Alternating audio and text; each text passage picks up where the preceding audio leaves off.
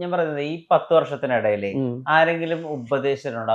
അപ്പാനി പോകുന്ന റൂട്ട് ശരിയല്ല. ഇത്ര അധികം പടങ്ങൾ ചെയ്യേണ്ട കാര്യമില്ല. നിങ്ങളുടെ ആദ്യ സിനിമ കഴിഞ്ഞപ്പോ മലയാളത്തിൽ അതെ ധനുഷിനെ പോലെ പവറുള്ള ഒരു ആക്ടർ എന്നൊക്കെയുള്ള രീതിയിലാണ് റൈറ്റപ്പ് വന്നത്. അതെ. നിങ്ങൾ നിങ്ങളെ തന്നെ നശിപ്പിച്ചുകൊണ്ടിരിക്കുകയാണ്. അങ്ങനെ സങ്കടത്തോടു കൂടി പറഞ്ഞ സിനിമയിലകത്തുള്ള ആളുകളുണ്ടോ? പിന്നെ ഒത്തിരി സുഹൃത്തുക്കളൊക്കെ ഉണ്ടല്ലോ. ഒത്തിരി സുഹൃത്തുക്കളുണ്ട്. അപ്പൊ അവരോട് എന്താ മറുപടി പറഞ്ഞത്? ഞാൻ പറഞ്ഞു വരാം, വെയിറ്റ്, നമുക്ക് നല്ല പരിപാടികൾ വരും ബ്രദർ, നമുക്ക് ചെയ്യാം. ഞാൻ അങ്ങനെ തന്നെയാണ് അതിനു വേണ്ടി തന്നെയാണ് കാത്തിരിക്കുന്നത്. ചെയ്യാം, വെയിറ്റ് ചെയ്യാം. ഒത്തിരി പേര് പറയും, നമ്മൾ ഇഷ്ടമുള്ള ആൾക്കാർ ഒരുപാട് പേരുണ്ട്, പറയും ശരത്ത് ഇങ്ങനെ ഇഷ്ടം പോലെ പടങ്ങൾ ചെയ്യരുത്, നോക്കി ചെയ്യണം.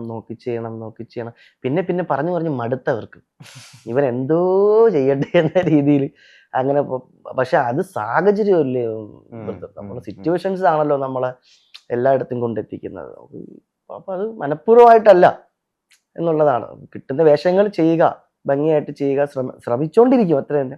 എപ്പോഴെങ്കിലും ഏതെങ്കിലും ഒരു സമയത്ത് നമുക്കൊരു നല്ലൊരു കഥാപാത്രം നമ്മളെ തേടി വരും, അപ്പൊ നമുക്ക് ലൈഫ് ഉണ്ടാകും സിനിമ വിടാൻ ആഗ്രഹിച്ചിട്ടുണ്ടോ എപ്പോഴെങ്കിലും? ഒരിക്കലുമില്ല.